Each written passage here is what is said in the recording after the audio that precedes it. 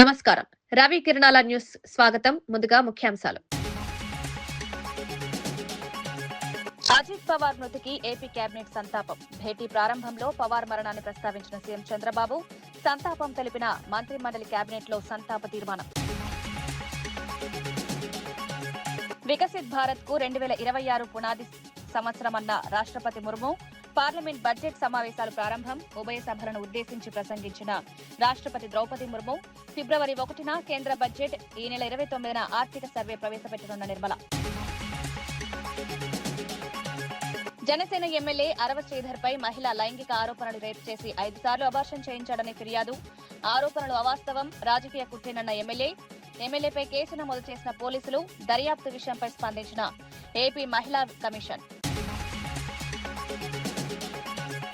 Bhimavaram YCP నేతలతో YS Jagan కీలక సమావేశం. పార్టీ బలోపేతంపై భీమవరం నేతలకు జగన్ దిశానిర్దేశం. రాబోయే ఎన్నికల వ్యూహాలపై వైఎస్ జగన్ చర్చలు. భీమవరం రాజకీయాల్లో వైసీపీకి కొత్త ఉత్సాహం. మేడారం జాతర ఏర్పాట్లపై మంత్రి సీతక్క పరిశీలన. భక్తుల భద్రతకి అత్యంత ప్రాధాన్యమన్న మంత్రి. అన్ని శాఖల సమన్వయంతో జాతర నిర్వహణ, సాంప్రదాయాలు కాపాడుతూ జాతర ఘన నిర్వహణ.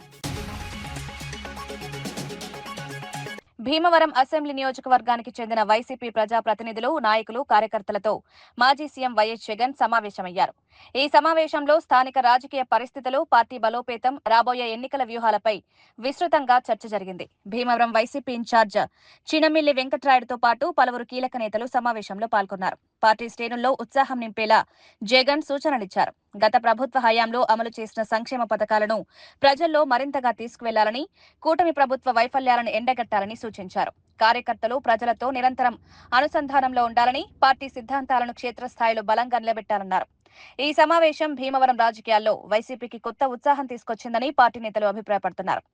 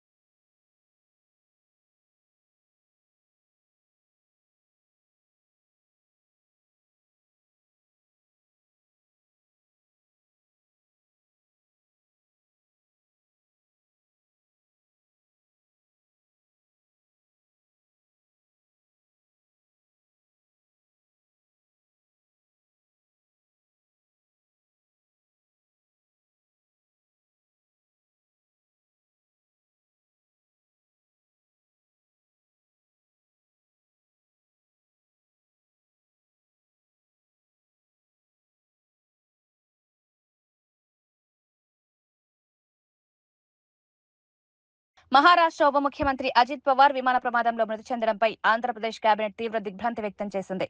కేబినెట్ సమావేశం ప్రారంభంలో ముఖ్యమంత్రి చంద్రబాబు ఈ విషాద ఘటనను ప్రస్తావిస్తూ సంతాపం తెలిపారు. అజిత్ పవార్తో తనకున్న పరిచయాన్ని గుర్తు చేసుకున్న సీఎం ఆయన మరణం మహారాష్ట్ర రాజకీయాలకు తీరని లోటని వ్యాఖ్యానించారు. ముంబై నుంచి బారామతి వెళ్తుండగా జరిగిన ఈ ప్రమాదంలో అజిత్ పవార్తో పాటు మరో 5గురు మృతి చెందడంపై కేబినెట్ సభ్యులు విచారం వ్యక్తం చేశారు. మృతుల కుటుంబాలకు ప్రగాఢ సానుభూతి తెలుపుతూ ఏపీ కేబినెట్ ప్రత్యేక తీర్మానం చేసింది. రాజకీయాలకు అతీతంగా ఈ విషాద ఘటన దేశవ్యాప్తంగా కలకలం రేపిందని, ప్రజాస్వామ్య వ్యవస్థకు ఇది బాధాకర ఘట్టమని పలువురు నేతలు అభిప్రాయపడ్డారు.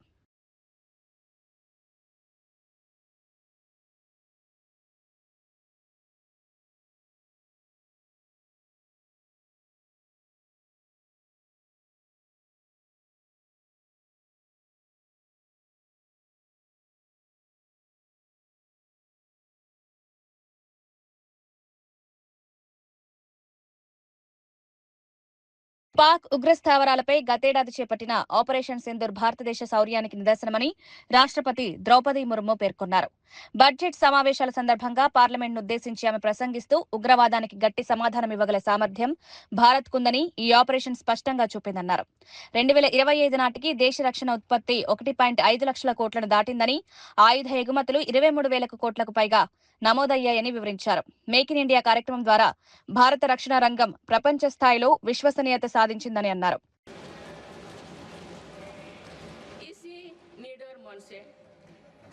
इसी भावना से देश की सुरक्षा सुनिश्चित कर सकते हैं। भारत ने सिद्ध किया है कि शक्ति का प्रयोग उत्तरदायित्व और विवेक के साथ किया जा सकता है।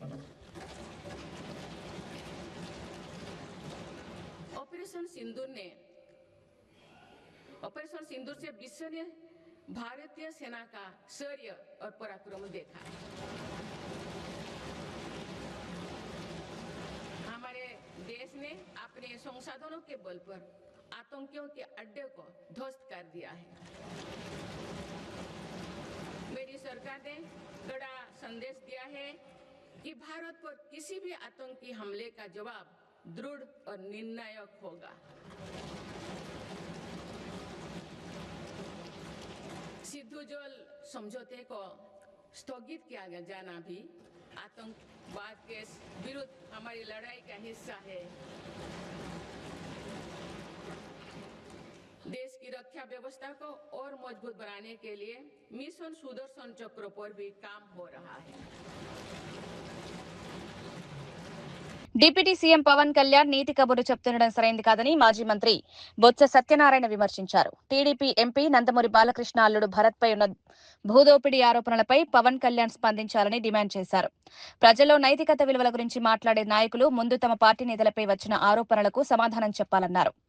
భూదోపిడీ వంటి అంశాలపై నిష్పక్షపాత విచారణ జరగాలని, ప్రజాస్వామ్యంలో ప్రశ్నించడమే హక్కు అని బొత్స పేర్కొన్నారు. ఈ వ్యాఖ్యలు ఏపీ రాజకీయాల్లో మరోసారి చర్చకు దారితీశాయి. సుప్రీంకోర్టు జడ్జిమెంట్కి వ్యతిరేకంగా ఉందని చెప్పారు. దాంతోపాటు ఇది అన్యాయం అని చెప్పారు. ఈ రకమైన 5,000 కోట్ల భూమిని చంద్రబాబు నాయుడు వారి కుటుంబ సభ్యులు చేయడం చాలా అన్యాయము, దుర్మార్గం అని చెప్పి ఇది కాబట్టి ఇవాళ మొదటి విడతగా మేము ఇచ్చాం. ఇంకా రేపు వచ్చి సైట్ విజిట్ కూడా వెళ్తున్నాం. ఎల్లుండు మరి కౌన్సిల్లో వచ్చి మళ్ళీ దీన్ని రీటేక్ చేస్తాం, అడుగుతాం. వాళ్ళు కానీ దాన్ని చేసుకుంటే సరే, లేకపోతే కౌన్సిల్లో పోరాటం చేస్తాం. ఇంకా ముందుకెళ్తే దీని మీద కార్యాచరణ కూడా రూపొందిస్తాం. భారతీయ జనతా పార్టీ కానీ జనసేన పార్టీ కానీ ఆ పార్టీ వైఖరిని చెప్పాలి. వాళ్ళ పార్టీ వైఖరిని చెప్పాలి. వాళ్ళు దీన్ని సమర్థిస్తున్నారా? ఈ దోపిడీలో భాగస్వాములు అవుతారా? లేదు, ఇది తప్పు అని చెప్పి వాళ్ళు వచ్చి దీన్ని వ్యతిరేకిస్తారా? వాళ్ళ తాలూకు వైఖరిని కూడా చెప్పాలి. చెప్తాడు డిప్యూటీ సీఎం ఉన్న పవన్ కళ్యాణ్ గారు, మీరు ఏం చెప్తారు దీని మీద? నీతి కబుర్లు చెప్తుంటారు కదా, నీతి మాటలు చెప్తుంటారు కదా. మరి ఇది నీతా, ఇది అవినీతా? 5,000 కోట్ల విలువైన 54.79 ఎకరాల ప్రభుత్వ భూమిని గీతం విద్యా సంస్థలకు కేటాయించడంపై వైసీపీ తీవ్రంగా స్పందించింది. ఈ భూ కబ్జా చర్యను వెంటనే నిలిపివేయాలని వైసీపీ నేత కేకే రాజు డిమాండ్ చేశారు. ఈ భూమి కేటాయింపు వెనుక భారీ అవినీతి, రాజకీయ ఒత్తిళ్లు ఉన్నాయని ఆరోపించారు. భూమి వ్యవహారంలో పారదర్శకత లేకపోతే ప్రజల్లో అనుమానాలు పెరుగుతాయని, ప్రభుత్వం తక్షణమే వివరణ ఇవ్వాలని కోరారు. ఈ నిర్ణయం రద్దయ్యే వరకు వైసీపీ పోరాటం కొనసాగిస్తుందని స్పష్టం చేశారు.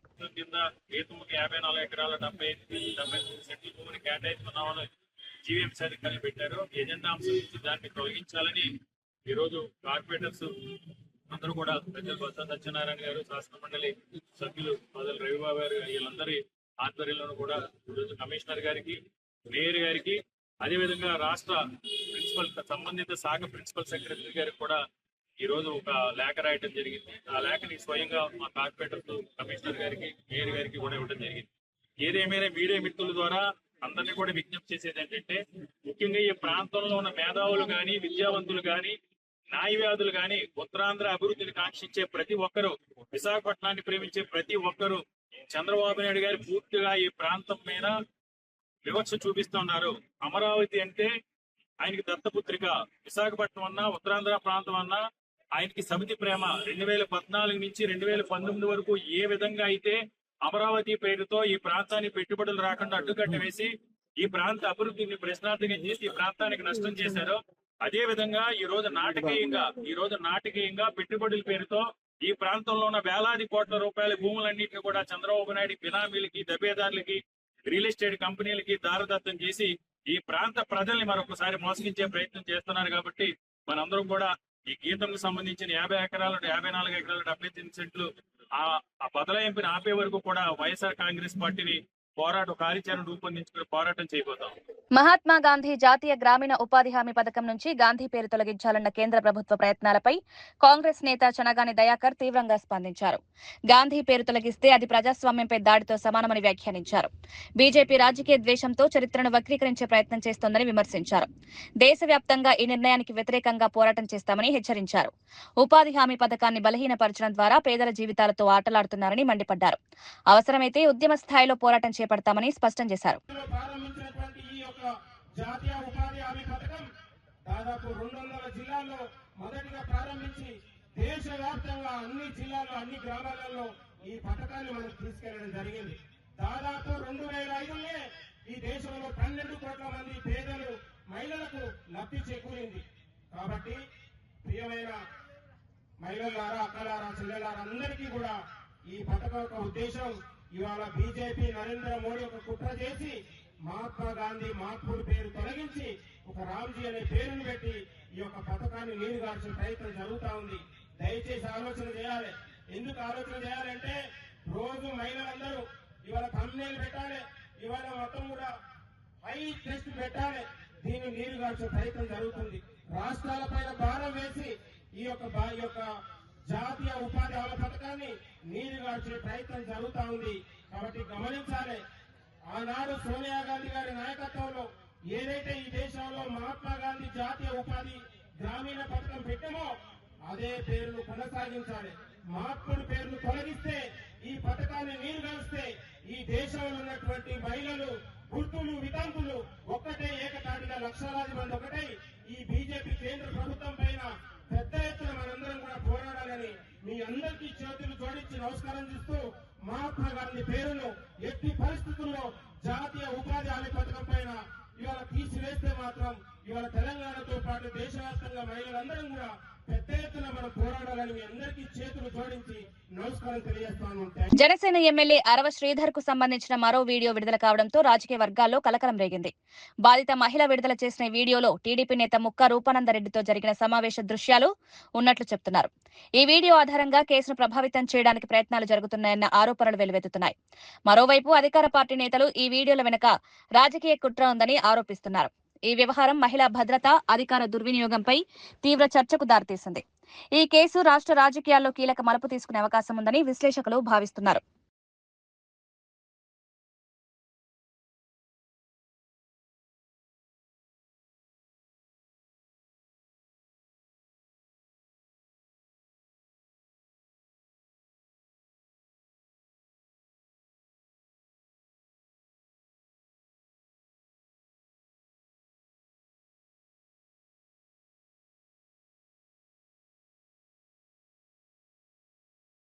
వెంకటగిరి మున్సిపాలిటీలో అక్రమ నిర్మాణాల అంశం రాజకీయ వేడిని రాజేస్తోంది.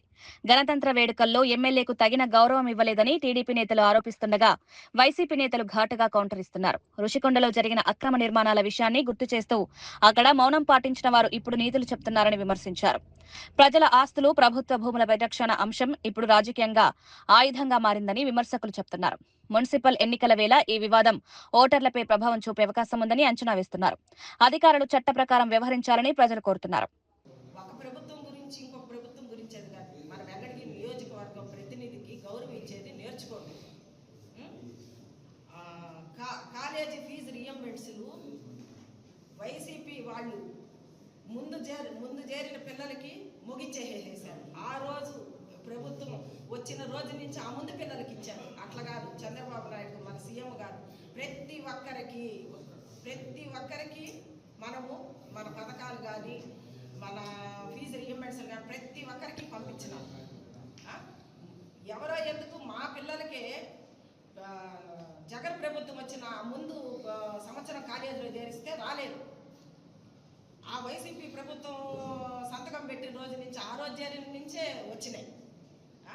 మరి ఈరోజు సీఎం సంతకం పెట్టిన వైసీపీ ప్రభుత్వం కాదు, ఏ ప్రభుత్వం కాదు, ప్రతి ఒక్క ప్రభుత్వంలో ఉన్న పిల్లల భవిష్యత్తును చూస్తున్నారు, అభివృద్ధి చూస్తున్నారు. మీరు అవన్నీ చూడట్లేదు. అభివృద్ధి గురించి మీరు చెప్తున్నారు. 9వ వార్డులో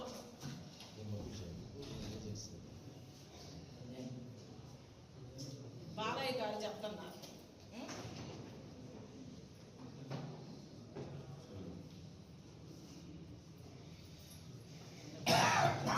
జనసేన ఎమ్మెల్యే అరవ శ్రీధర్ తనపై అత్యాచారం చేశాడంటూ బాధిత మహిళ వీణా చేసిన ఆరోపణలు సంచలనం సృష్టించాయి.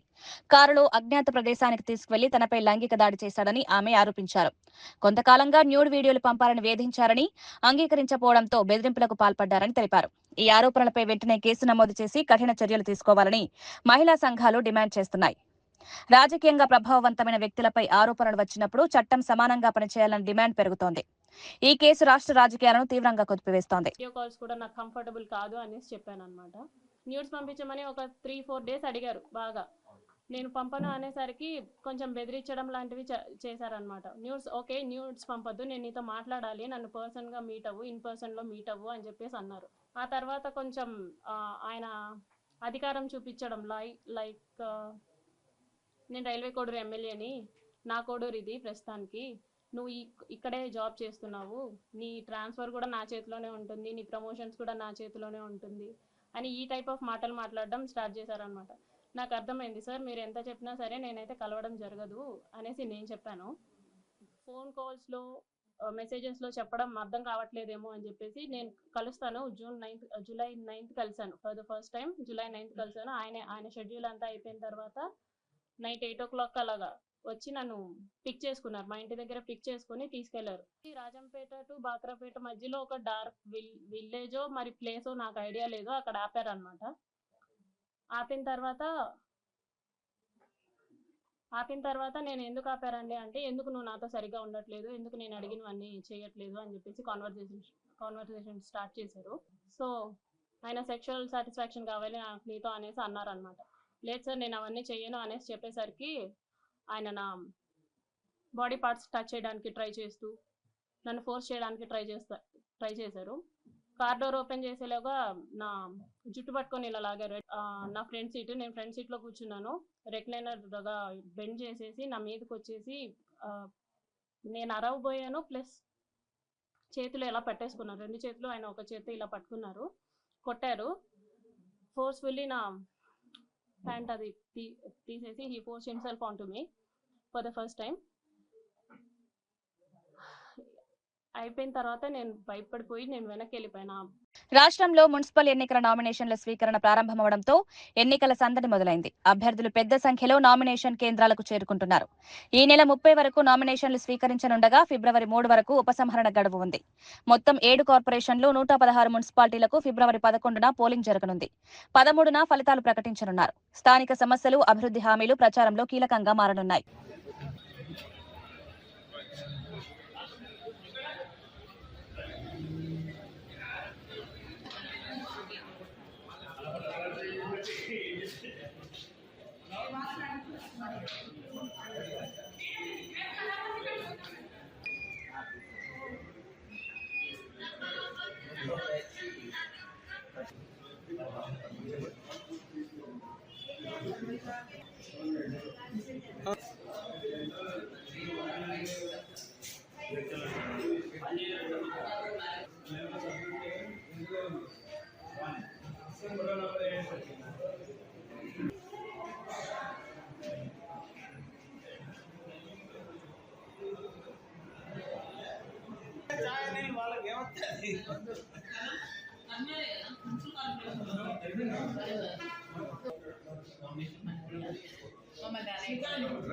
శ్రీకాంత్ ఫోటోస్ ఏమన్నా లేదా?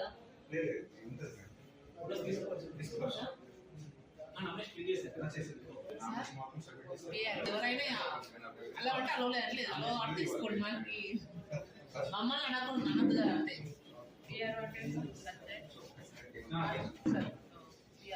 మున్సిపల్ తీయచ్చంటే మేము కూడా తీసుకుని సార్, ఇబ్బంది లేదు.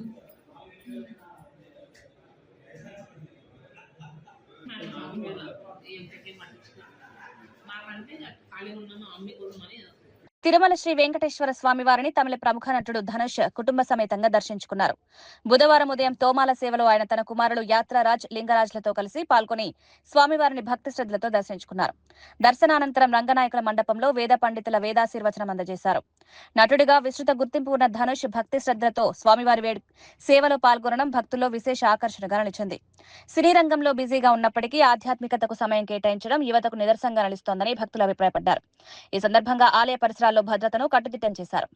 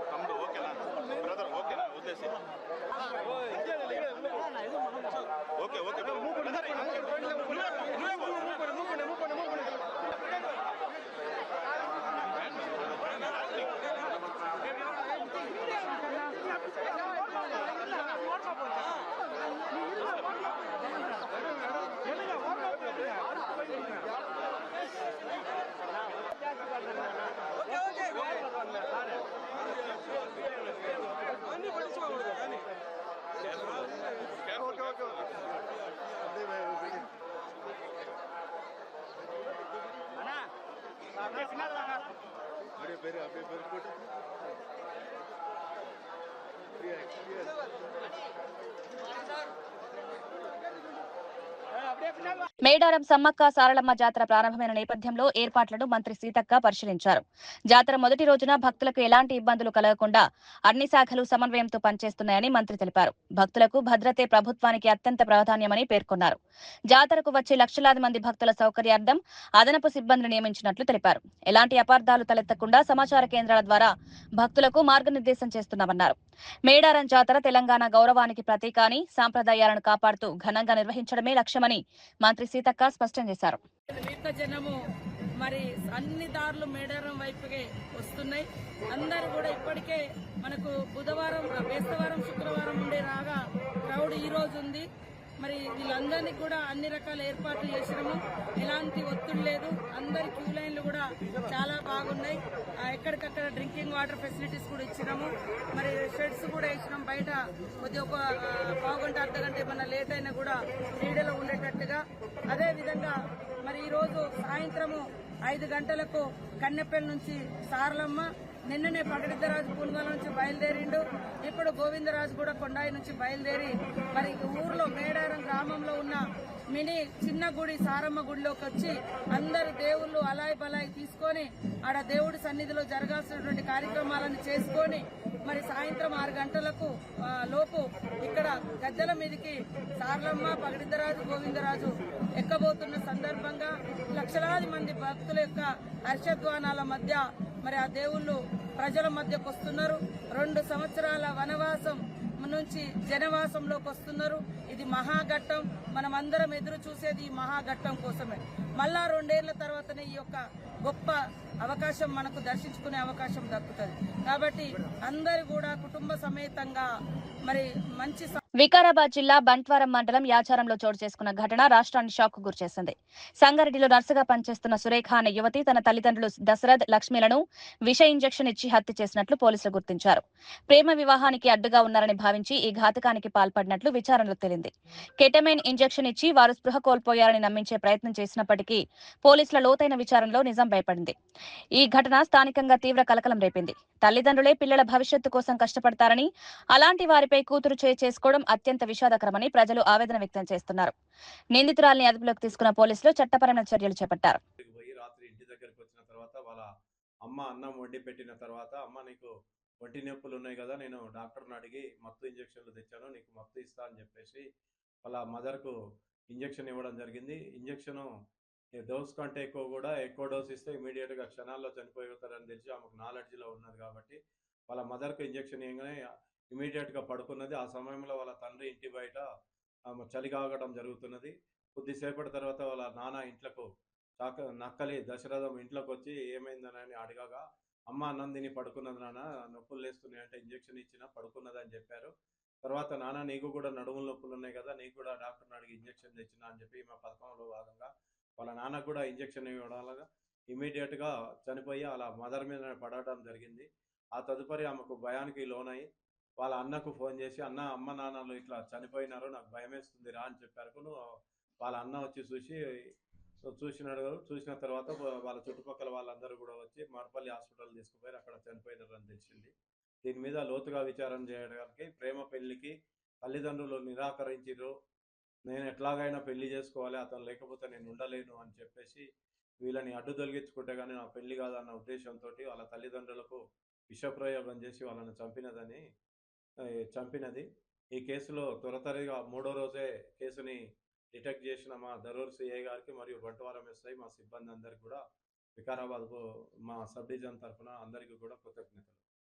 సర్వేరాళ్లపై జగన్ బొమ్మ వేసి 700 కోట్ల మేర ప్రభుత్వ నిధులు దోచుకున్నారంటూ కడప టీడీపీ ఎమ్మెల్యే రెడ్డప్పగారి మాధవిరెడ్డి తీవ్ర ఆరోపణలు చేశారు. అమరావతిలో నిర్వహించిన మీడియా సమావేశంలో ఈ అంశాన్ని ప్రస్తావించారు. భూ సర్వే పేరుతో ప్రజాధనాన్ని దుర్వినియోగం చేశారని విమర్శించారు. ఈ వ్యవహారంపై సమగ్ర విచారణ జరిపించాలని డిమాండ్ చేశారు. గత ప్రభుత్వ హయాంలో జరిగిన అక్రమాలన్నీ బయటకొస్తున్నాయని, ప్రజలు నిజాలను గమనిస్తున్నారని వ్యాఖ్యానించారు. వైసీపీ నేతల నుంచి దీనిపై స్పందన రావాల్సి ఉందని రాజకీయ విశ్లేషకులు చెబుతున్నారు. మంచి ఉద్దేశంతో ఈ యొక్క భూ రీసర్వే ప్రక్రియను మొదలుపెట్టింది. ఈరోజు చూస్తే ఆ రోజే తెలుగుదేశం పార్టీ అధికారంలో ఉన్నప్పుడే జగ్గయ్యపేటలోని తక్కెళ్లపాడులో భూ రీసర్వే పేరు మీద ఒక పైలట్ ప్రోగ్రాం మొదలుపెట్టి ఆ రోజు కంటిన్యూస్ ఆపరేటింగ్ రెఫరెన్స్ స్టేషన్స్ ద్వారా భూములు రీసర్వే చేసే విధంగా GO number 1348ను 2018 September 25వ తేదీనే Telugu Desam party జారీ చేసింది. 2019లో ఒక దురదృష్టవశాత్తు పార్టీ ఓడిపోవడము, వైకాపా పార్టీ అధికారంలోకి రావడము, ఈ భూ సర్వేని ఒక దోపిడీ చేయడానికి, ప్రజల భూములని ఆక్రమించుకోవడానికి వాడుకొని వాళ్ళు ఒక అవకాశంగా తీసుకొని వాళ్ళు కన్నుబడ్డ ప్రతి ఒక్క భూమిని వాళ్ళు లాక్కునే ప్రయత్నం చేశారు. ఈరోజు ఈ భూ సర్వేల వివాదాలు సృష్టించి, ఈ భూ సర్వేతో రీసర్వే పేరుతో ప్రజల మధ్యన వివాదాలు సృష్టించి న్యాయపరంగా సాయం దక్కకోకుండా వైసీపీ నాయకులు 2 రకాల పద్ధతులను ఈరోజు చేశారు. మీరు చూస్తే రీసర్వే పేరుతో దాదాపు రాష్ట్రంలోని చాలా భూముల్ని 22A జాబితాలో చేర్చడము, ఆ తర్వాత ఆ భూ వివాదాలు పరిష్కారం కాకుండా ప్రజలు అల్లకొల్లోలం పడితే మీకు క్లియర్ టైటిల్స్ ఇస్తామని చెప్పేసేసి భూ వివాదాలు పరిష్కరిస్తామని చెప్పి ఈ యొక్క ల్యాండ్ టైటిల్ యాక్ట్ని 2023 అక్టోబర్ 31న ప్రకటించడం జరిగింది. ఈ ల్యాండ్ టైటిల్ యాక్ట్లో ఆంధ్రప్రదేశ్లోని ప్రతి ఒక్క వ్యక్తికి తెలుసు ఈ ల్యాండ్ టైటిల్ యాక్ట్ ఏ విధంగా వాళ్ళ యొక్క స్వేచ్ఛను హరిస్తూ వాళ్ళ ఆస్తులను ఆక్రమించుకోవడానికి ఈ యొక్క ల్యాండ్ టైటిల్ యాక్ట్ తీసుకొచ్చినారనేది. దీని ప్రకారము ఏవైనా భూమి యొక్క సమస్యలు తలెత్తితే భూ అప్పిలేటుకు పోవాల్సి ఉంటుంది అని ఈ ల్యాండ్ టైటిల్ యాక్ట్లో చేర్చి ఈ ట్రిబ్యునల్ పరిష్కారాలన్నీ ఈ ట్రిబ్యునల్ అప్పిలేట్లోకి పోయే విధంగా తయారు చేశారు. చిత్తూరు జిల్లా పుత్తూరు తిరుపతి జాతీయ రహదారిపై మాజీ మంత్రి రోజా భువన కరుణాకర్ రెడ్డి భారీ నిరసన చేపట్టారు. మహిళలపై లైంగిక దాడి ఆరోపణలు ఎదుర్కొంటున్న రైల్వే కోడూరు జనసేన ఎమ్మెల్యే అరవ శ్రీధర్ను వెంటనే అరెస్ట్ చేయాలని డిమాండ్ చేశారు. ప్లకార్డులతో రోడ్డుపై బైఠాయించి నినాదాలు చేయడంతో ట్రాఫిక్ పూర్తిగా నిలిచిపోయింది. మహిళల భద్రతపై ప్రభుత్వం నిర్లక్ష్యం చూపుతోందని రోజా ఆరోపించారు. బాధితులకు న్యాయం జరిగే వరకు పోరాటం కొనసాగుతుందని స్పష్టం చేశారు. పోలీసులు రంగంలోకి దిగి పరిస్థితిని అదుపులోకి తెచ్చే ప్రయత్నం చేశారు. ఈ ఘటన రాష్ట్ర రాజకీయాల్లో మరోసారి మహిళల భద్రతా అంశాన్ని కేంద్ర బిందువుగా మార్చింది.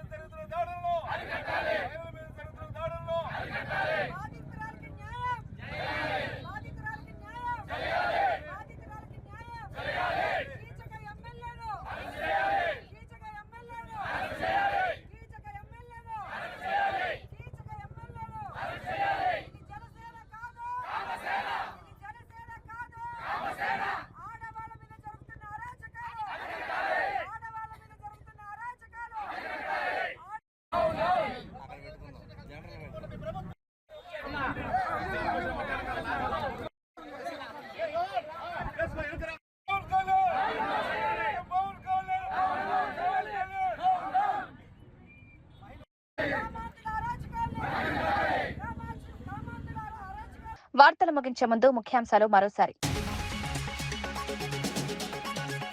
అజిత్ పవార్ మృతికి ఏపీ కేబినెట్ సంతాపం. భేటీ ప్రారంభంలో పవార్ మరణాన్ని ప్రస్తావించిన సీఎం చంద్రబాబు సంతాపం తెలిపిన మంత్రిమండలి కేబినెట్ లో సంతాప తీర్మానం. వికసిత్ భారత్ కు 2026 పునాది సంవత్సరమన్న రాష్ట్రపతి ముర్ము. పార్లమెంట్ బడ్జెట్ సమావేశాలు ప్రారంభం. ఉభయ సభలను ఉద్దేశించి ప్రసంగించిన రాష్ట్రపతి ద్రౌపది ముర్ము. ఫిబ్రవరి 1న కేంద్ర బడ్జెట్, ఈ నెల 29న ఆర్థిక సర్వే ప్రవేశపెట్టనున్న నిర్మల. జనసేన ఎమ్మెల్యే అరవ శ్రీధర్పై మహిళ లైంగిక ఆరోపణలు రేపు చేసి 5 సార్లు అబార్షన్ చేయించాడని ఫిర్యాదు. ఆరోపణలు అవాస్తవం, రాజకీయ కుట్రేనన్న ఎమ్మెల్యేపై కేసు నమోదు చేసిన పోలీసులు. దర్యాప్తు విషయంపై స్పందించిన ఏపీ మహిళా కమిషన్. భీమవరం వైసీపీ నేతలతో వైఎస్ జగన్ కీలక సమావేశం. పార్టీ బలోపేతంపై భీమవరం నేతలకు జగన్ దిశానిర్దేశం. రాబోయే ఎన్నికల వ్యూహాలపై వైఎస్ జగన్ చర్చలు. భీమవరం రాజకీయాల్లో వైసీపీకి కొత్త ఉత్సాహం. మేడారం జాతర ఏర్పాట్లపై మంత్రి సీతక్క పరిశీలన. భక్తుల భద్రతకి అత్యంత ప్రాధాన్యమన్న మంత్రి. అన్ని శాఖల సమన్వయంతో జాతర నిర్వహణ. సాంప్రదాయాలు కాపాడుతూ జాతర ఘన నిర్వహణ. ఇవి ఈనాటి వార్తా విశేషాలు. మరో బులెటిన్లో మళ్ళీ కలుద్దాం. నమస్కారం.